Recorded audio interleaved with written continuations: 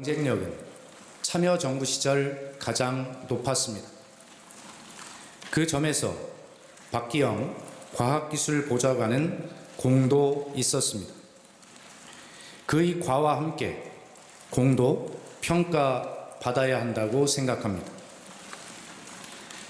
참여정부 때 가장 높았던 IT 경쟁력과 과학기술 경쟁력이 이명박 박근혜 정부에서 지속적으로 후퇴한 것은 과기부와 정통부의 폐지에 기인한 측면이 큽니다.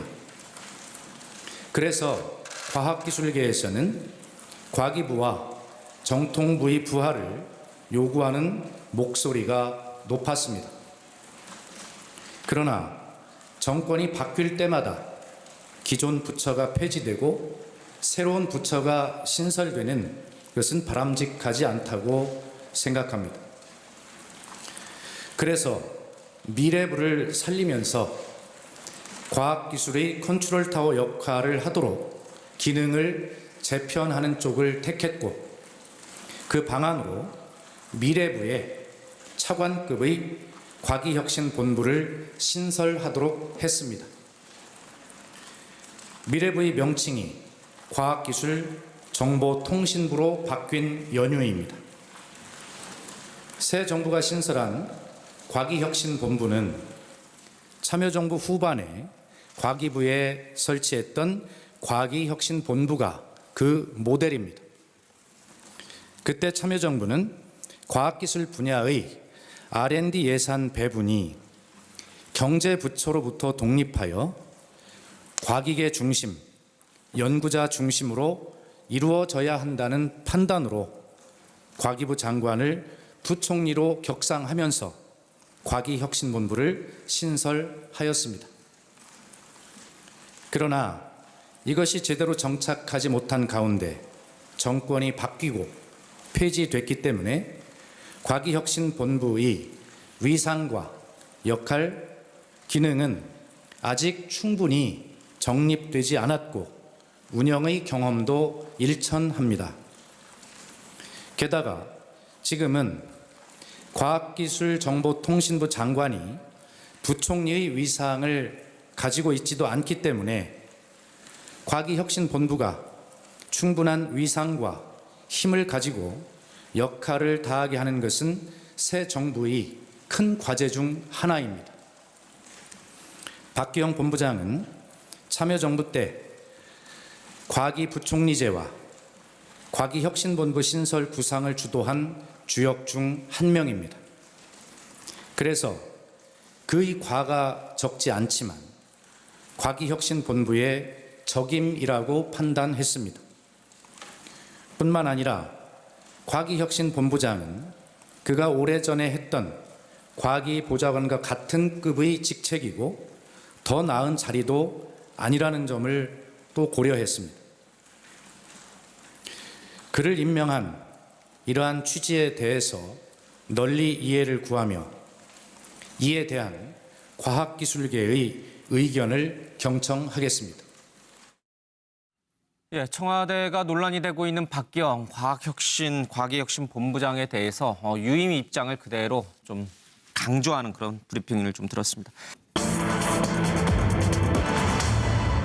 조금 전에 박수현 청와대 대변인의 브리핑이 있었습니다만 청와대가 박기영 과기혁신본부장의 유임을 그대로 가져갈 모양인 것 같습니다. 그렇지만 과학계 또 야당에서는요 부적격 얘기가 계속 나오고 있습니다. 왜 이렇게 박기영 과기혁신본부장을 껴안고 가는 것일까? 무엇이 논란일까? 황우석 사태 때요 그 한가운데 있었던 인물이 바로 박기영 당시 정보과학기술 보좌관이었습니다. 이른바 황금박제의 일원이었다라고 했고 연구에 참여하지 않고 논문의 공동 저자가 되기도 했고요. 연구비 쪽으로 2억 원을 부당 수령 의혹도 좀 있습니다. 자, 그런데 9년이 지난 뒤에 화려하게 복귀를 했습니다. 과기혁신본부장 자리는요 대단히 높은 자리고요. 그리고 참여정부에 때는 과학기술 정책을 총괄하는 그런 자리이기도 했습니다. 과학계 반대, 시민단체 반대, 야당들 반대, 특히 정의당까지 반대하는 인물을 왜 청와대는 박수현 대변인이 직접 나서서 옹호하는 설명까지 하면서 가져가려고 하는 것일까? 그 이유가 무엇일까? 이 얘기 이거에 대한 질문을 좀 들어보겠습니다. 박기영 과기혁신본부장이 사퇴를 거부하는 또 이에 대해서 청와대가 끝까지 가겠다고 하는 그 이유는 뭘까요? 먼저 화면 보고 황 소장님 얘기 듣겠습니다. 참여정부 시절 그 정보과학기술보좌관으로 재직한 지 10여 년 만에 과학기술에 기반한 4차 산업혁명 대응이라는 막중한 임무를 띠고 있는 과학기술정보통신부에서 과학기술혁신본부장으로서 여러분들을 뵙게 되어서 무엇보다도 영광스럽지만 한편으로는 막중한 부담을 느끼고 있습니다. 일할 기회를 주신다면은 혼신의 노력을 다하겠으며 일로서 부탁드리고 싶습니다. 이제는 마지막이라고 생각하고 혼신의 힘을 다해서 열정적으로 일해서 국민들에게 보답하고 싶은 그런 희망을 갖고 있습니다. 황우석 박사 사건은 국민에게 실망과 충격을 안겨주었고 과학기술인들에게도 큰 좌절을 느끼게 한 사건이었기 때문에 청와대에서 과학기술을 총괄한 사람으로서 전적으로 책임을 통감하면서 이 자리를 빌어서 사죄의 말씀을 드립니다. 죄송합니다. 특히 황우석 박사의 그 사이언스지 논문에 공저자로 들어가게 된 것은 제가 신중하지 못했기 때문이라고 생각을 합니다. 그때 좀 더 신중했어야 한다는 그런 후회와 함께 그렇지 못한 점을 깊이 반성하고 있습니다. 예, 화려하게 9년 만에 박기영 기술보좌관이 과기혁신본부장에 대해서 돌아왔습니다. 과학계도 반대하고 야당도 반대하고 있습니다. 정기남 우리 이사장님부터 좀 듣겠습니다. 그렇게 과학계 인물이 없어요? 저도 좀 똑같은 심정입니다. 이게 이제 이를테면 그 박기영 그 소위 이른바 이제 차관급인데요. 예. 이게 사실은 단순한 차관급이 아니라 국무회의에 참석하는 소위 이른바 차관급이에요. 굉장히 높은 자리예요. 그럼요. 연간 20조의 과학기술 분야의 예산을 어떻게 보면 입안하고 집행하는 굉장히 예. 중요한 과학기술 분야의 총사령탑인데 황우석 박사 사건의 이른바 이 사실상 설계자였거든요. 그래서 우리가 이제 그 황금박쥐라고 당시에 이름을 보였었는데 예. 저는 돌아오는 거 절대 반대고요. 자, 정의당에서까지 이미 데스노트에 올려놓기 시작했습니다. 정의당이 반대한 사람 한 명도 통과한 적 없습니다. 예. 자, 문재인 정부가 감안해야 됩니다. 세 번째, 예. 정말 인사가 이렇게 없습니까? 인재풀을 넓히시기 바랍니다. 폭을 알겠습니다. 넓혀 주십시오. 예. 근데 이게 인사청문회 대상은 아니잖아요. 대통령이 임명하는데 차관 인사에 대해서 이렇게까지 시민단체, 과학계, 야당이 반대하는 전례가 없었어요. 그렇죠? 그렇습니다. 어쨌든 김 부장님, 예. 일단 오늘 청와대하고 이제 박기영 본부장은 전략적으로 서로 움직이는 것 같은데요. 오늘 박기영 본부장이 과거의 황우석 사태도 사과하면서 구국의 심정으로 일하고 싶다라는 식으로까지 표현했어요 오늘. 예. 그렇게까지 하고 그다음에 청와대가 아까 좀 대변인이 엄호에 나섰잖아요. 이렇게 해서 여론의 추이를 과연 몇 점으로 나오는지 본 뒤에 유임 여부를 최종 판단하겠다고 하는 이런 전략을 갖고 있는 것 같습니다. 박수현 대변인이 직접 나서서 이렇게 업무 성격까지 해주는 걸 보면 이게 문재인 대통령의 강한 뜻인가요? 저는 문재인 대통령이 의지가 굉장히 강하다고 봅니다. 왜냐하면 예. 그 당시에 민정수석을 할 때 과학기술 보좌관이었거든요. 근데 그 비서관, 수석하고 보좌관은 같은 급이었어요, 당시에. 그렇기 예. 때문에 굉장히 그 당시에 같은 수석보좌관 회의 참석하는 입장이었기 때문에 예. 여러 가지 철학과 이런 게 맞다고 생각하는 거죠. 알겠습니다. 이 논란의 인물을 계속 강행하는 것은 문재인 대통령의 뜻이다. 저는 성경에 보면요. 너희들 중에 죄 없는 사람 저 여인에게 돌을 던져라 지저스가 이야기했지 예. 않습니까? 딱 그거예요. 당시 황우석 사태에 대해서 황우석 박사에 대해서 당시 대통령이 세종보다 대왕보다 더 빛나는 업적을 남겼다고 존경심을 표시했고요. 주요 언론들이 대부분 다 찬양을 했습니다. 예. 야권도 대부분 호응을 했어요. 그러다가 갑자기 사태가 이제 정부 바뀌어서 다 돌을 던지기 시작했어요. 그럼 저 사람은 그런 일에 있어서 일종의 부속처럼 움직였던 사람 아닙니까? 예. 그러니까 지금 문재인 정권의 전신인 노무현 정권에서 그렇게 했다가 이렇게 방향을 틀었기 때문에 그 과정에서 소모품이다, 희생양이다 이렇게 바라보겠죠. 그러니 뭐 지금 다시 등용시켜도 크게 문제될 건 없다. 문제 될 건 없다가 아니라 등용을 못 시키지 못하는 거죠. 알겠습니다. 예. 저는 청문회를 자청해서 검증을 받아라. 능력이 뭔지를 보여줘라 이런 말씀을 좀 꼭 드리고 싶습니다. 예. 전문 과거 대상은 행적- 아니지만. 그렇죠. 과거 행적에 대해서는 이런저런 뭐 비판이 있고 본인도 사과를 했지만 예. 박기영 보좌관이 문제가 있다고 하는 분들은 실제로 저분이 정책 집행 능력이 그다지 높지 않다는 정말 큰 약점이 있다 이런 우려를 하는 게 사실이니까 예. 지금 많은 분들이 단체에서 그런 발표만 하지 말고 저분을 공개의 장에서 토론을 하면서 어떤 문제가 있고 어떤 능력으로 본인은 또 돌파할 것인지 예. 과학계는 무엇을 우려하고 있는 것인지 이렇게 해서 인신공격을 통해서 OX 게임을 할 것이 아니라 저분의 능력을 가지고 객관적으로 한번 검증하면서 최소한 문재인 정부에 예. 부담도 주지 않고 본인의 능력은 능력대로 검증받으면서 스스로 좀 돌파해야 하는 것 아니냐 이런 생각을 하고 있습니다. 예. 저는 저분이 오늘 스스로 인터뷰에 밝혔지만 지금 이게 과학 지원의 가장 중요한 거는 사람이 아닌 바로 이게 시스템에 의한 지원책이거든요. 예. 그럼 이게 제가 저분한테 물어보고 싶어요. 과연 이게 황우석 지원 265억 또는 이게 그 공저자 2억 5천이 사람에 의한 지원이냐 아니면 이게 시스템에 의한 지원이었냐 이걸 이게 정말 물어보고 싶고요. 저는 이게 저분의 도덕성이나 또 이게 능력이나 모든 걸 봤을 때 문재인 정부 최악의 인사다 이렇게 봅니다. 예. 서영원 소장님. 네, 저는 뭐 과학기술계의 적폐를 청산하는 거하고 황우석 사건하고 어느 것을 더 높이 가치를 뒀을까 해서 제가 볼 때는 문재인 정부에서 과학기술 적폐를 청산하는 것에 더 무게를 두지 않았나 싶은 생각이 듭니다. 예. 잘 모르시겠지만 박기영 신임 본부장 같은 경우에 참여정부 시절에 과학기술 지원 시스템을 구축하는데 당시에 과학기술계 공무원들이 엄청나게 많은 반대를 했습니다. 그럼에도 불구하고 이 시스템을 정착시키는데 가장 중요한 역할을 했었고요. 그때 아마 이 과학기술계에 예. 대해서의 적들이 상당히 많았다는 생각이 들고 지금 현재 우리나라 R&D 20조를 효과적으로 배분하는데 이 R&D 문제가 국정감사 때마다 지적이 됩니다. 예. 중복 투자라든가 비효율적인 투자 때문에 아마도 그 과학기술 지원 시스템의 20조의 R&D를 효과적으로 배분하기 위한 시스템 예. 구축에 대한 적임자라 생각되어서 청와대가 제가 볼 때는 이 황우석 박사의 문제가 있음에도 불구하고 더 큰 일을 위해서 임명을 하는 게 아닌가라는 생각이 듭니다. 그러면은 지금 그림이 좀 잘못된 거 아닌가요? 과학기술 적폐청산이 더 무게를 뒀으면 저게 더 밑으로 내려와야 되는. 그런가요? 그러니까 위로 올라가는 게 더 예, 어쨌든 그러네요. 그림이 이제 거꾸로 됐는데 과학기술 적폐청산에 더 무게를 뒀다 이 뜻이군요. 그래서 네, 박경 본부장을 임명한 거다. 알겠습니다. 자, 딱 한마디만 할게요. 진짜 딱 한마디만 하십시오. 진짜요? 이게 그 당시 시스템을 만들었던 소위 이른바 박기영 예. 그 보좌관의 그 시스템이 우리 과학기술계 10년을 망가뜨렸다는 평가도 있습니다. 알겠습니다. 논란 끝에도 박경 보좌관을 임명한 그 이유가 분명히 있을 텐데 그 부분을 국민이 야당이 얼마나 이해할지 그건 좀 지켜보겠습니다. 게다가 지금은 과학기술정보통신부 장관이 부총리의 위상을 가지고 있지도 않기 때문에 과기혁신본부가 충분한 위상과 힘을 가지고 역할을 다하게 하는 것은 새 정부의 큰 과제 중 하나입니다.